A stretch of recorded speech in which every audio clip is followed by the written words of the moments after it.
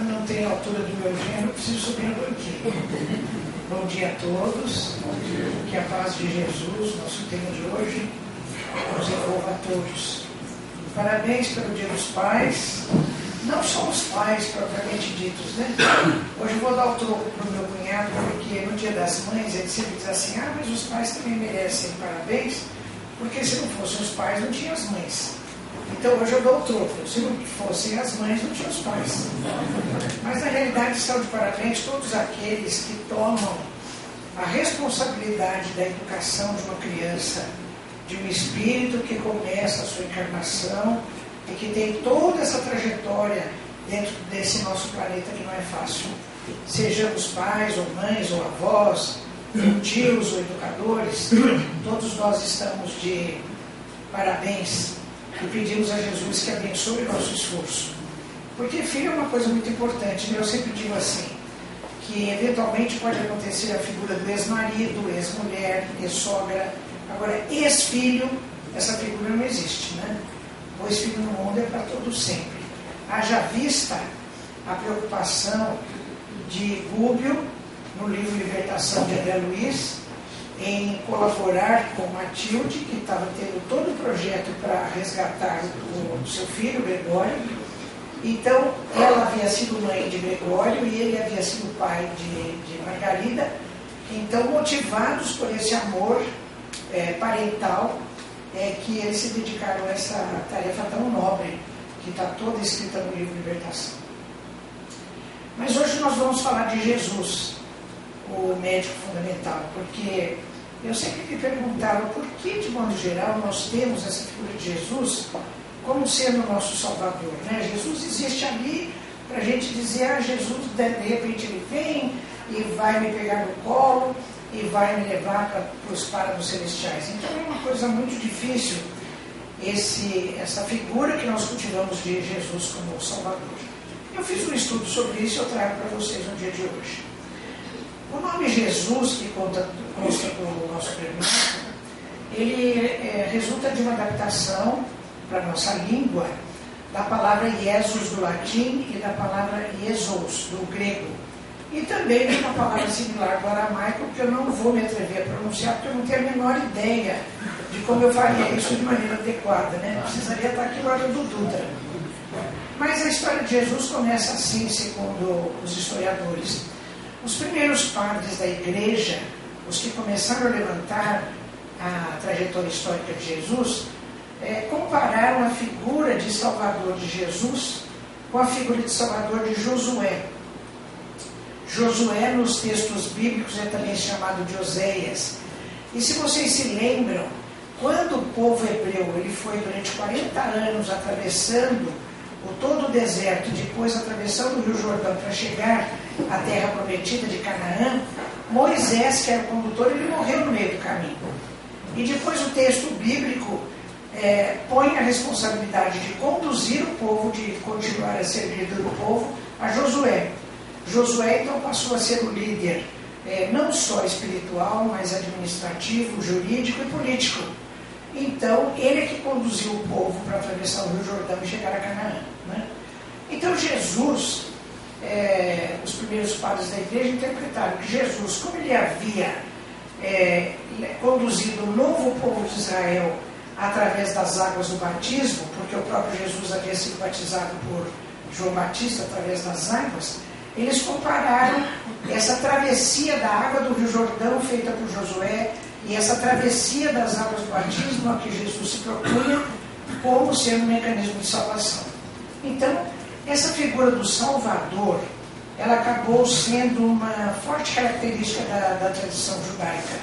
Então, a figura de Salvador acompanhou essa trajetória de Jesus desde os primeiros tempos. Eu conversei muito sobre isso com a minha cunhada, Maria Laura Prada, professora de História em São Paulo, e ela me explicou uma porção de coisas que hoje eu trago para vocês aqui. Então ela me disse assim, porque eu me perguntava, bom, sendo Jesus essa grande figura que foi, por que os judeus jamais aceitaram Jesus como sendo Messias? Então ela me explicou o seguinte, olha, na época de Jesus, a Palestina, ela estava sob julgo do Império Romano. O Império Romano ele dominava nessa época grande parte da Europa, todo o norte da África e o Oriente Próximo, que hoje nós chamamos de Oriente Médio. Então toda a Palestina tinha dominação política de Roma. E por isso ela tinha dois comandos políticos. Tinha o comando de Pilatos, que representava o poder romano, e tinha o poder de Herodes, que representava a cultura judaica. Herodes, ele exercia o seu ministério político assessorado por um conselho de sacerdotes. O lugar onde se reunia o conselho de sacerdotes era o Sinédrio. E o chefe dos sacerdotes na época de Jesus era Caifás. Tanto que a gente vê essas palavras Sinédrio, Caifás, em toda a história dessa trajetória de Jesus durante o seu messianato, né? Então, os judeus esperavam um Messias que viesse conduzi-los para a chamada salvação, não apenas do ponto de vista espiritual, mas também político, que os libertasse do Império Romano, porque o Império Romano cobrava altos juros do povo hebreu. Mas Jesus, ele sempre deixou claro que ele não vinha com essa figura de salvador político. Nós temos durante os textos bíblicos várias passagens, eu estou me lembrando de duas. Uma delas, quando alguém chega a Jesus provocando-o, ele diz o que ele achava do pagamento dos altos tributos que Roma impunha aos judeus. Então, era dizer sim ou não. E Jesus ficaria numa saia justa. Mas Jesus pega e pede que eles mostrem a moeda vigente. E Jesus pergunta, de quem é o rosto que está impresso na moeda? Eles dizem, é César. Então ele diz, dai a César o que é de César, né? E depois também em várias outras passagens ele repete, meu reino não é deste mundo. Então Jesus, na visão do povo hebreu naquela época, ficou como uma figura que trazia frustração, porque ele declarou várias vezes e demonstrou que ele não veio como salvador político para libertar o povo do jugo romano. O messianato dele tinha exatamente outro propósito que não tinha nada a ver com esse. Bem, na época de Jesus ainda, a Palestina, ela tinha 3 regiões bem definidas. O norte da Palestina era Samaria, o centro era Judeia e o sul Idumeia. E eu chamo a atenção para essa exposição geográfica da Palestina, porque consta de muitos relatos a maneira como os judeus daquela época discriminavam os samaritanos e tinham preconceitos para com os samaritanos. Eles não se casavam com os samaritanos, não conviviam com os samaritanos, tanto que eles nem iam a Jerusalém nas grandes festividades religiosas. Eles tinham lá o seu reduto e ficavam meio isolados. Por quê? No norte da Samaria, se a gente observar o mapa daquela região, a Samaria tem divisão geográfica com alguns países. Isso permitiu que ela fosse invadida várias vezes por povos estranhos. E, consequentemente, houve uma miscigenação étnica do povo samaritano. Então, os outros judeus, tanto da Judeia quanto da Idumeia, achavam que os samaritanos não eram mais judeus puros, e por isso eles eram totalmente discriminados. Jesus, quando fala no poço à mulher samaritana, ele rompe 2 preconceitos. Primeiro, falar a mulher, que naquela época não tinha valor nenhum, né? E segundo, falar a uma mulher samaritana, né? Em outra passagem também, aquela que o samaritano acorde o indivíduo que foi maltratado na estrada, então Jesus refere o samaritano como sendo o símbolo da caridade, que apesar de ser samaritano, ou seja, ser discriminado e pouco valorizado pelos outros judeus, foi o que usou de caridade para aquele pobre cair na estrada. Então Jesus resgata os samaritanos dessa cultura de preconceito e discriminação que havia naquela época. Bem, quem era Jesus no contexto cultural e histórico? Toda a literatura que eu consultei diz que existem muitos poucos dados históricos a respeito da vida de Jesus. Mesmo nos evangelhos, o que tem um pouco é em Mateus e Lucas, mais em Lucas, mas ainda assim com informações contraditórias. Por exemplo, quando Jesus nasceu, em Marcos e Lucas está dito assim, Jesus teria nascido 8 anos antes de Cristo ou 4 anos antes de Cristo. Quer dizer, essa época que a gente considera como marco zero, o nascimento de Jesus, nem isso está bem determinado, sequer nos evangelhos. Porque em Marcos e Mateus, que são os que mais referem isso, já existe essa dúvida. Eles referem que ele teria nascido 4 anos ou até 8 anos antes dessa data que nós colocamos como marco da era cristã. Quando criança e jovem, ele viveu em Nazaré com seu pai, o carpinteiro, José, e também exercia essa função de carpinteiro. Com cerca de 30 anos, o Filho do Homem, como é sempre referido assim por Lucas, ele é batizado por seu primo João Batista e inicia seu ministério, sendo morto depois de 1 ano, refere Marcos. Qual a ideia que nós temos do messianato de Jesus?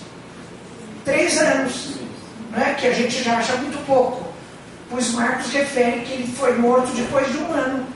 Então, isso tudo que eu estou dizendo está indicando a falta de dados precisos a respeito das informações da vida de Jesus do ponto de vista cultural e histórico.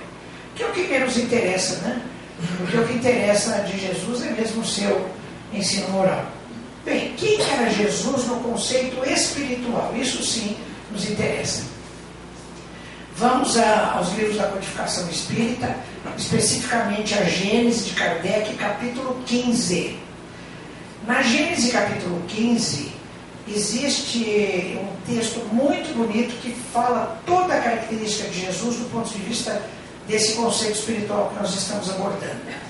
Então, a Gênese refere à superioridade da natureza de Jesus. Então diz assim, como homem, ele tinha a mesma organização dos seres carnais. O que isso significa? Significa que essa tese do chamado corpo impassível ou corpo fluídico, que alguns admitem que Jesus não poderia ter encarnado, não é? Através de um processo de gestação, ele teria se apresentado a nós apenas com o seu perispírito. Essa tese do chamado corpo impassível ou corpo fluídico, a doutrina espírita, segundo Gênese capítulo 15, não aceita. Então, digamos assim, é contexto doutrinário dentro da codificação espírita que a gente admita que Jesus, como homem, tenha tido a mesma organização dos seres carnais, ou seja, ele tinha o mesmo corpo físico que nós temos hoje. Como espírito, ele pertence à categoria dos espíritos puros. Tanto no Evangelho quanto no livro dos Espíritos, existe a classificação dos espíritos e o mais alto grau, aqueles que já conseguiram o supremo grau da evolução relativa a que podemos chegar. Jesus já pertence a essa categoria. Com essa condição, ele dominava a matéria de maneira absoluta. O seu perispírito, enquanto encarnado aqui, foi alimentado pela parte mais quintessenciada dos fluidos do nosso globo. Mesmo assim, vocês imaginem um espírito puro da categoria de Jesus ter que ter o seu perispírito interpenetrado pelos fluidos da Terra, né? Deve ter sido uma provação muito difícil. A sua alma era ligada ao corpo apenas por laços sutis, o que lhe conferia extraordinária capacidade de vista dupla, vista espiritual ou vista psíquica. Na Gênese, no capítulo anterior, que é o 14, no item 22, está uma referência especial a essa faculdade da vista dupla, vista espiritual ou vista psíquica, que confere ao indivíduo especial percepção, não só do que pode ver pelos olhos do espírito, mas também do que está acontecendo antes e depois do momento temporal. Então Jesus sabia de tudo, não é? Ele tinha uma percepção ampla das coisas que estavam acontecendo, do que havia acontecido em relação àquilo e do que iria acontecer também. Além de tudo, Jesus possuía um imenso poder magnético, aliado ao desejo de fazer o bem. Olha que coisa bonita, porque muitos espíritos, por exemplo, o caso de Gregório, que eu citei no livro Libertação, que era o chefe de uma falange obsessiva imensa, Ele tinha grande poder magnético, mas estava usando temporariamente para fins equivocados, né? Então Jesus, além do grande poder magnético, isso estava aliado ao desejo de fazer o bem.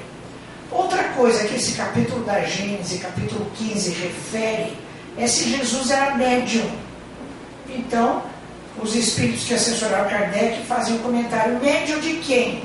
Se ele já era um espírito da mais alta categoria. Jesus não foi médium de ninguém. Então, a gente que quer que ele seja médium fala assim: médium de Deus, né? É claro que todos aqueles que estão a serviço do bem e para o bem de todos, como refere o livro dos Espíritos, acaba sendo o intermediário de Deus, mas não da maneira, na faculdade de mediunidade como nós entendemos hoje, né? Então, Jesus não foi médium, a não ser nessa figura que a gente diz que foi médium de Deus. Ainda abordando Jesus no contexto espiritual, nós temos a referência de Emmanuel no livro A Caminho da Luz, capítulo 1, quando ele fala da comunidade dos espíritos puros. Existe um trecho onde nós lemos assim: rezam as tradições do mundo espiritual que na direção de todos os fenômenos do nosso sistema existe uma comunidade de espíritos puros e eleitos pelo Senhor Supremo do Universo, em cujas mãos se conservam as rédeas diretoras da vida de todas as coletividades planetárias. Então, por determinação divina, existe um grupo de espíritos puros que tomaram a coordenação de estabelecer, digamos, do ponto de vista geográfico, toda a configuração dos sistemas dos planetas do universo. E continua o texto: nessa comunidade de seres angélicos e perfeitos, Jesus é um dos membros. Então Jesus é um dos membros dessa grande comunidade de espíritos puros, a qual foi dada a incumbência de organizar a formação dos planetas do universo. Então Jesus é o nosso governador, né? Não só da Terra aqui, como do nosso sistema. Vamos falar um pouco dessa vista dupla ou vista psíquica de Jesus. Que acontecimentos da vida de Jesus nós podemos associar a manifestação dessa sua capacidade? Também vamos a Gênesis, capítulo 15. Então, Jesus, ao andar pela praia, ele vê alguns pescadores. Ele se aproxima de Simão, chamado Pedro, e de seu irmão André. Chegando a eles, diz aos dois: deixem as suas redes e seguem-me, que eu os farei pescadores de homens. Imediatamente eles abandonam as redes e seguem Jesus. Andando mais um pouco, Jesus encontra com João e seu irmão Tiago, e lhes diz a mesma coisa. Imediatamente eles abandonam as redes e seguem Jesus. E caminhando mais um pouco, encontram Mateus, e tudo mais se repete.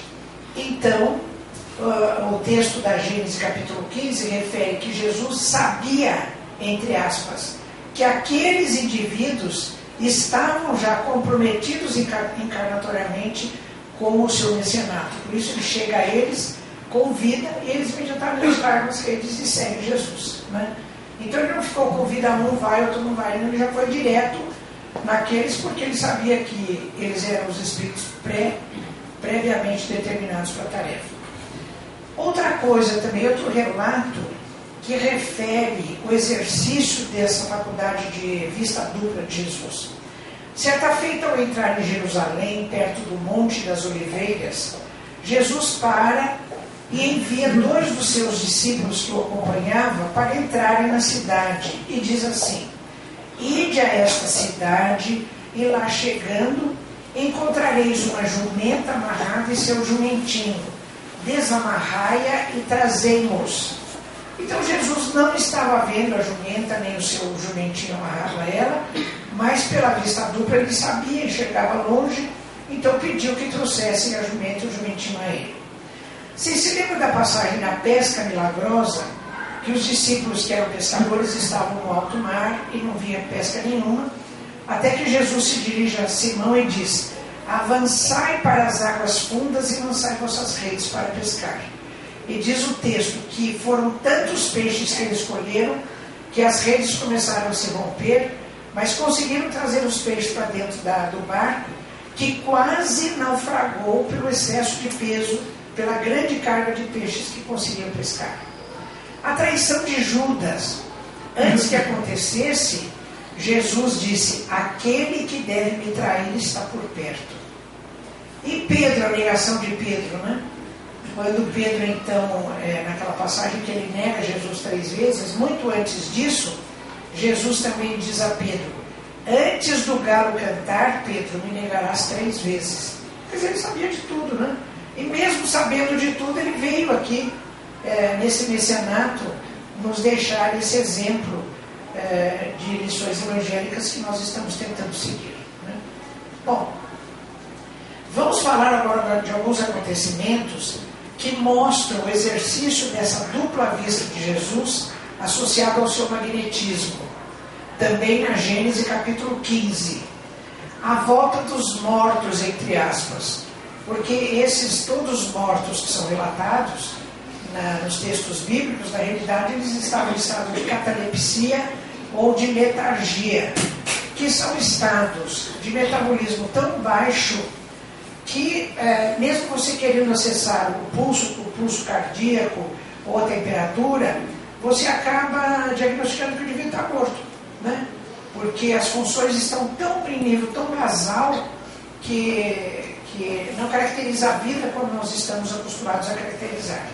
Então tem o caso da filha de Jairo.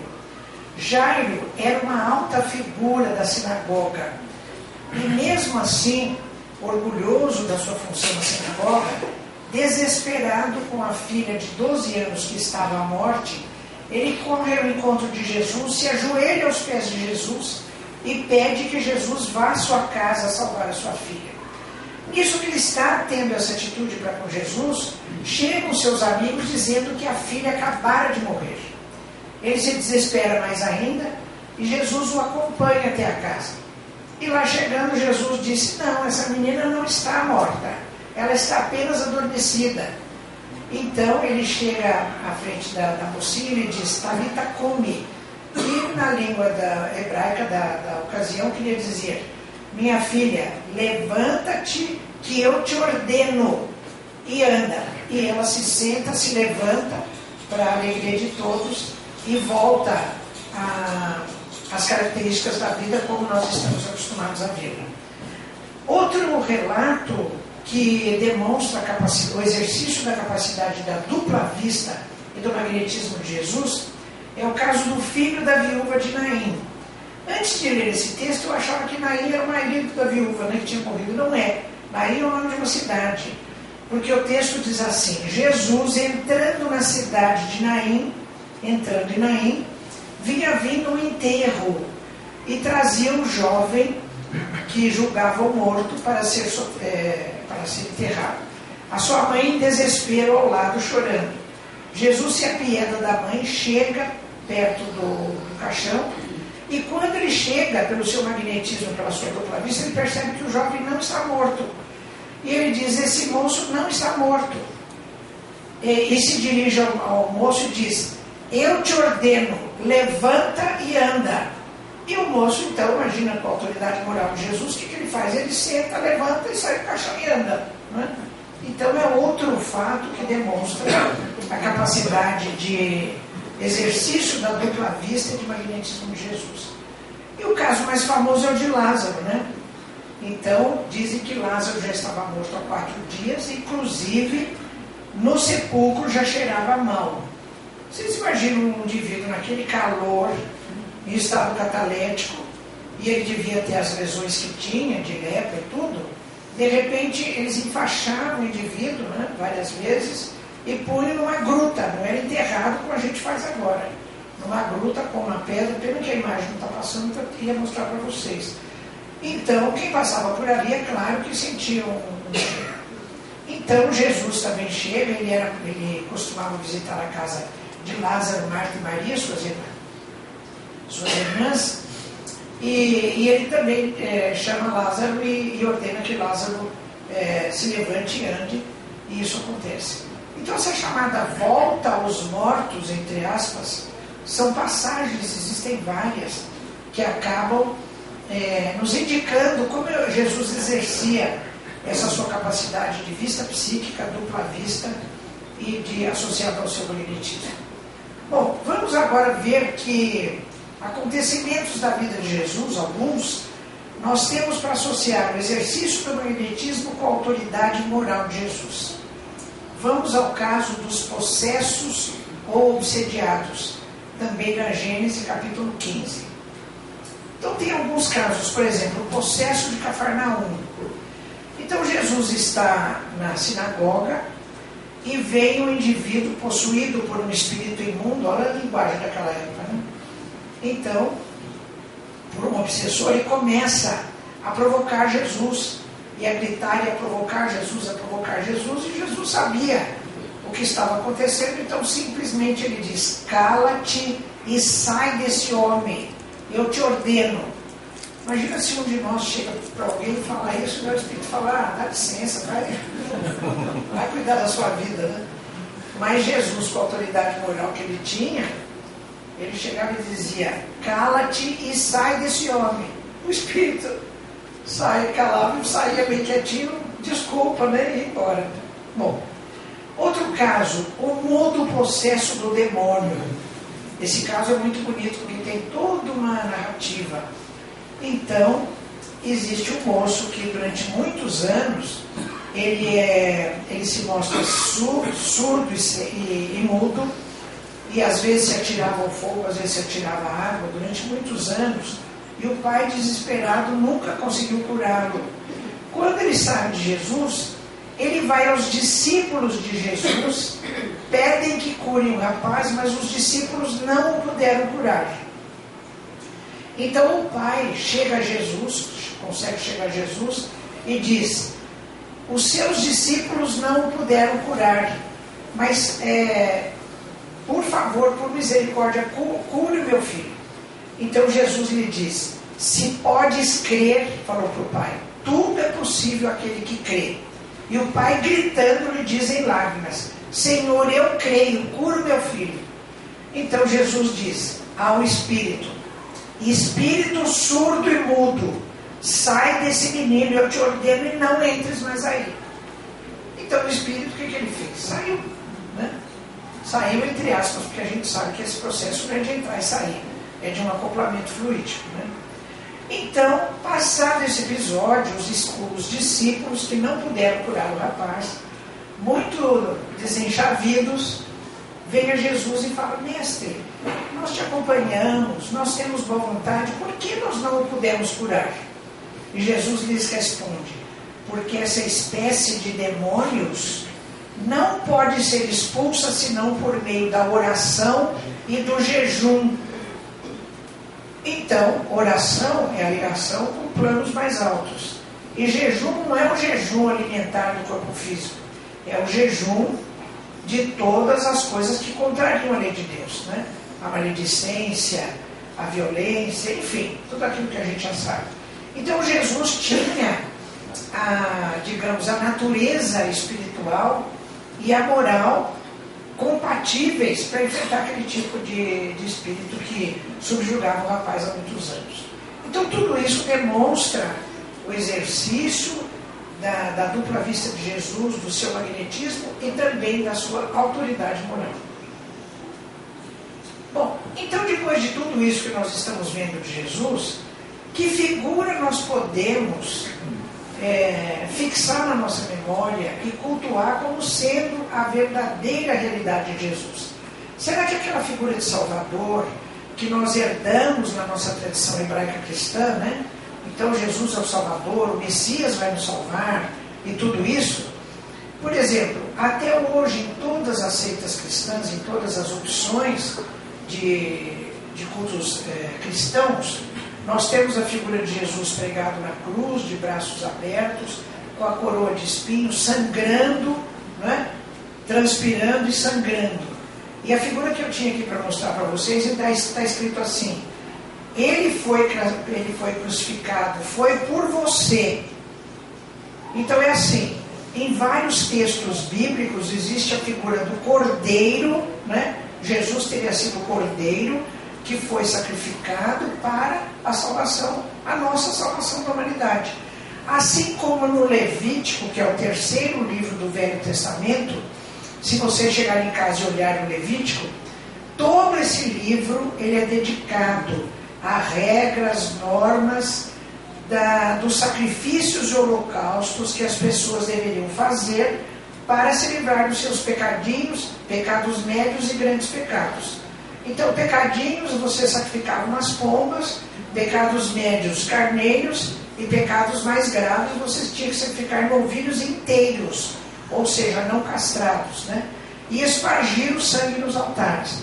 Agora vocês imaginem que nível de espírito é que assessora os indivíduos para matar os animais, espargir o seu sangue nos altares. Para quê? Para que eles, espíritos muito necessitados, possam aurir o fluido vital que emana dos animais sacrificados.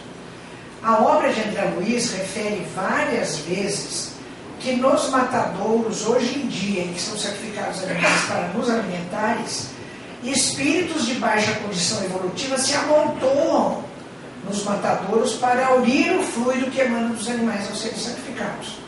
Vocês imaginem a cena do ponto de vista espiritual, daquele tempo do Levítico e até hoje que nós continuamos aí com os matadouros sendo templos de sacrifício, né? Então Jesus, nessa figura de Salvador, ele é comparado a esse cordeiro que é imolado, que é sacrificado e que sangra para nos salvar. Quer dizer, que Deus é esse que precisa de um sacrifício orgânico, sangrento para nos salvar, né? Aliás, ficaria muito cômodo para nós. Jesus já foi sacrificado, já sangrou, eu estou salvo, né? Que a gente sabe que não é nada disso. Então, essa figura de Salvador, assim, Jesus veio e foi imolado e nós estamos salvos, está completamente fora de cogitação. Que outra imagem nós poderíamos ter de Jesus? Jesus, agente de curas, né? Afinal, ele seria um médico que curou cegos, paralíticos, leprosos, curou endemoniados, né? Então ele curou, ele é o curador. Mas ainda a gente tem uma outra opção, que talvez seja mais adequada para nós que nos dizemos espíritas. Vamos rever as características da natureza de Jesus, da superioridade da natureza de Jesus. Gênesis capítulo 15. Primeiro, Jesus, espírito puro, dominava a matéria de maneira absoluta. O seu perispírito alimentado pela parte mais quintessenciada dos fluidos do nosso globo.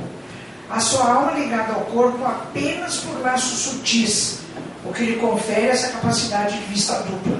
Imenso poder magnético, aliado ao desejo de fazer o bem. Então Jesus, com tudo isso, ele vem assumir a figura entre nós de agente de autocura. Por quê? Em várias passagens evangélicas já existe esse indicativo. Então, na Gênesis capítulo 15, no item 28, está bem claro o seguinte: Jesus curou os males físicos da humanidade, mas sobretudo os seus males morais. Os seus males morais. Então vamos falar um pouquinho disso, dos males morais. Então Jesus, como agente de autocura, vindo nesse caminho através da cura dos males morais. Vou citar algumas passagens. Vamos à mulher com fluxo de sangue, chamada em alguns textos de hemorroíça. Então, a mulher sangrava há 12 anos, tinha um fluxo uterino, e eu recomendo fortemente que vocês acessem pelo YouTube duas palestras do nosso amigo Haroldo Dutra Dias, Jesus e seus milagres, os milagres de Jesus, e outra ele fala especificamente da mulher com fluxo de sangue. Então ele trata muito melhor do que eu vou tratar agora dessa característica de Jesus ao nos convencer de que nós temos potencialidade para fazermos a nossa autocura, né? Então essa mulher está sangrando durante 12 anos e a mulher que sangrava durante o seu período menstrual naquela época era considerada impura, tanto que ela não podia tocar outras pessoas e ela não podia ser tocada. Quando algum homem se aproximava dela e tocava essa mulher, ele tinha que ir ao sacerdote, e ver lá no Levítico que tipo de animal ele tinha que sacrificar para se tornar puro novamente. Bem, ela chega a Jesus, lhe toca e ela se cura imediatamente. E Jesus lhe diz: tua fé te salvou, vai em paz. Outra passagem do leproso samaritano, 10 leprosos chegam perto de Jesus e pedem que Jesus lhes cure. E Jesus então promove a cura dos leprosos, mas diz a eles: vocês devem se dirigir aos sacerdotes na sinagoga, no sinédrio. E eles vão indo, e à medida que eles vão caminhando, as suas lesões de lepra, elas vão se acalmando e eles vão se curando. Eles vão indo, quando eles estão quase se perdendo no fim da estrada, dos 10, só um deles, que era samaritano, ele se estanca, ele para, e ele volta para agradecer a Jesus o fato de Jesus ter curado. Os outros 9 continuaram. Então Jesus, ele se ajoelha aos pés de Jesus.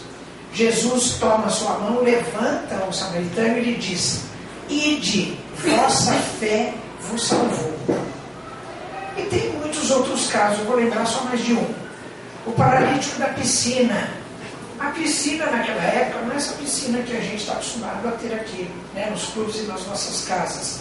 Piscina era aquele tanque de água onde se matava a sua sede os carneiros e as cabras. Então o paralítico está ali perto, ele é paralítico há 18 anos, e Jesus o cura, e Jesus diz a ele: tu foste curado, não peques mais, para que no futuro não te aconteça coisa pior. Então Jesus diz à criatura que foi curada: a tua fé te salvou, você vai em paz porque a tua fé te salvou. E para esse outro, ele diz: não peques mais, para que no futuro não te aconteça coisa pior. Eu vou fazer um comentário sobre essas duas temáticas, da fé e de não pecar mais. Quando Jesus diz à mulher samaritana: tua fé te salvou, vamos ao Evangelho segundo o Espiritismo, capítulo 19, item 12, ver o conceito evangélico de fé. Porque que conceito nós temos de fé vulgarmente? A gente diz assim: eu vou pedir ao doutor Bezerra que ele me ajude aqui com essa coisa, eu tenho fé que ele vai me ajudar. A gente está acreditando. Não, isso não é um conceito correto de fé no sentido evangélico. No Evangelho, capítulo 19, item 12, está escrito assim: fé é o sentimento inato no homem da sua destinação futura. Então nós temos no nosso inconsciente a noção de que nós estamos caminhando num processo evolutivo para a nossa transcendência. Isso que é fé. Às vezes a gente se descuida disso. E a gente fala: não, eu quero gozar a vida aqui, eu vou me aposentar e gozar a vida, né? Porque depois morreu, vai acabar tudo. Mas nós espíritas sabemos que não. Nós temos essa fé, ou seja, essa convicção de que a vida continua e nós vamos ter outros estágios em que buscamos a nossa ascendência espiritual. E o texto continua: fé é a consciência das prodigiosas faculdades que trazem germe no íntimo o ser humano, a princípio em estado latente, mas que ele deve fazer germinar e crescer através da sua vontade ativa. Olha o que nós temos em nós. Nós temos essa fé que é convicção da nossa transcendência, ou seja, da nossa destinação futura a um estado de felicidade. E mais ainda, nós temos também em estado latente prodigiosas faculdades que estão em potencialidade e que nós precisamos fazer desenvolver mediante a nossa vontade ativa. Então, a mulher com fluxo de sangue, o que ela fez? Ela teve uma vontade ativa e uma convicção de que ela seria curada. E o Haroldo Dutra faz uma observação muito interessante, que é a seguinte: naquela época, os homens usavam uma túnica comprida e o próprio texto bíblico recomendava que a borda da veste fosse bordada e tivesse uma franja, e tanto o bordado quanto a franja fosse de cor azul claro, esse tom que a gente chama de azul celeste, para que quando uma pessoa olhasse a outra e visse aquela borda azul, se lembrasse de que aquela borda estava lhe dizendo: aqui está representada ideologicamente a lei de Deus e você deve cumpri-la. Então a gente vai passeando, tem um com a túnica com a beirada azul, outro com a beirada azul, você fala: uma lei de Deus, eu preciso cumprir a lei de Deus.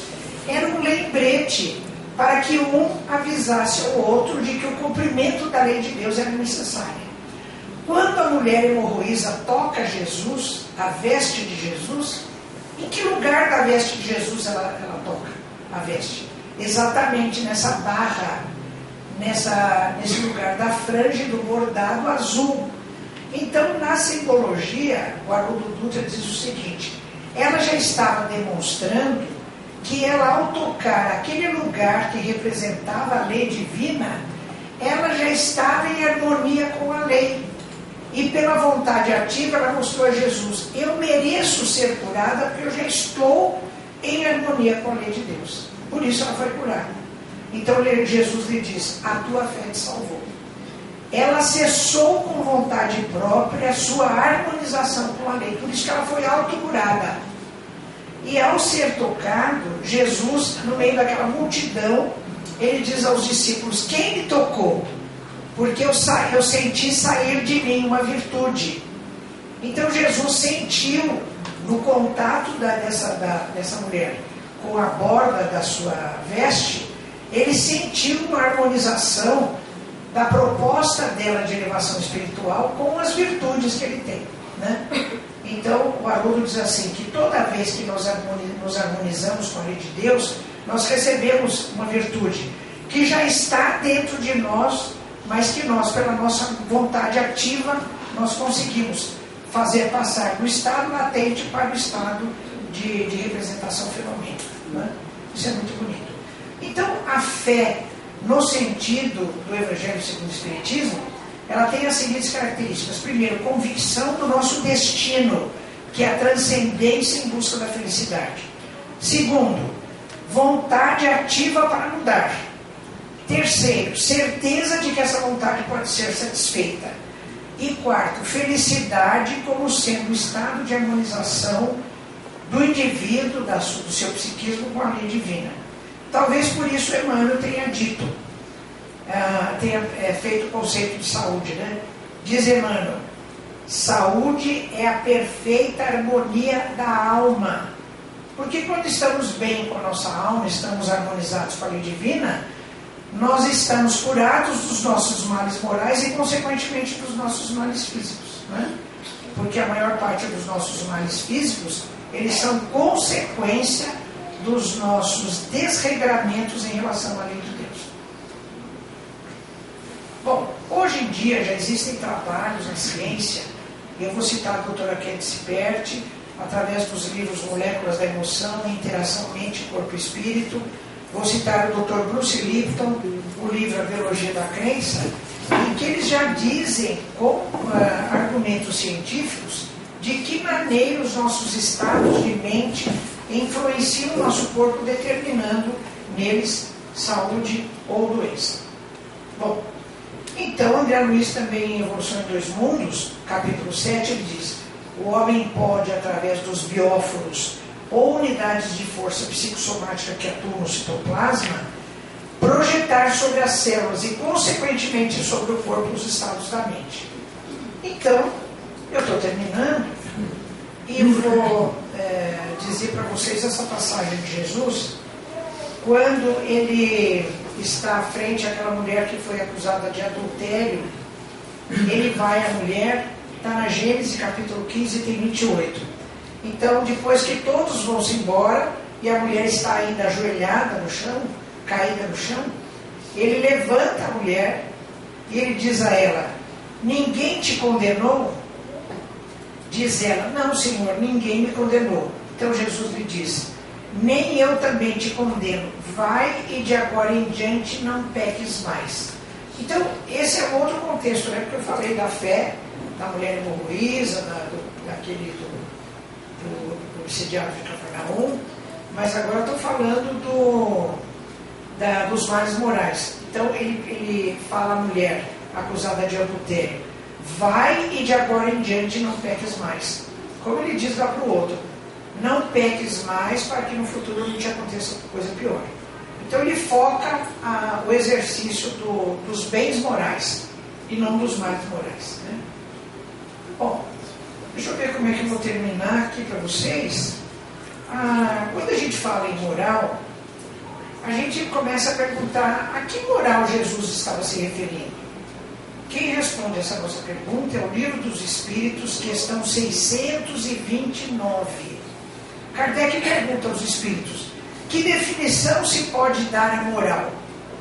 Então os espíritos respondem: a moral é a regra da boa conduta e, portanto, da distinção entre o bem e o mal. O homem se conduz bem quando faz tudo tendo em vista o bem e para o bem de todos, porque então observa a lei de Deus. Então, moral no sentido evangélico depende do exercício do livre-arbítrio nas nossas escolhas em favor do bem e para o bem de todos. Isso quer dizer moral. Então, a doutrina espírita, que tem todo o seu arcabouço científico, tem o seu aspecto filosófico, que desemboca na moral, desemboca no quê? No exercício do livre-arbítrio para escolher o bem e para o bem de todos. Olha o que Jesus veio trazer para nós. Deu uma coisa fantástica, né? E Jesus, nessas figuras que nós estamos tocando, pela sua trajetória, pela excelsitude do seu espírito, ele vem como agente de autocura, trazer em nós essa informação de que nós temos essa fé no nosso psiquismo, a convicção da nossa destinação futura, e temos prodigiosas faculdades que precisamos desenvolver. Por isso, em outras passagens, nós lemos assim: sois deuses e não sabeis, né? Podereis fazer isso que eu fiz e muito mais. Porque nós somos espíritos que estaremos nessa trajetória evolutiva, né? E no item 303 do Livro dos Médiuns, vocês podem conferir, está escrito assim: o objetivo da doutrina espírita é o aperfeiçoamento moral da humanidade. Isso significa o quê? Aperfeiçoamento moral. Para a gente ir evoluindo nessa capacidade de escolher o bem e para o bem de todos. Então nós só temos a agradecer a Jesus, né?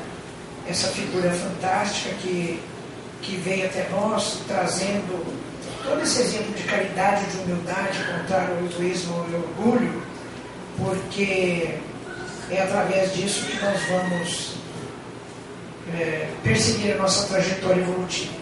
Tem um texto de Emmanuel que está no livro Roteiro, que eu resumi e vou ler para vocês bem depressa.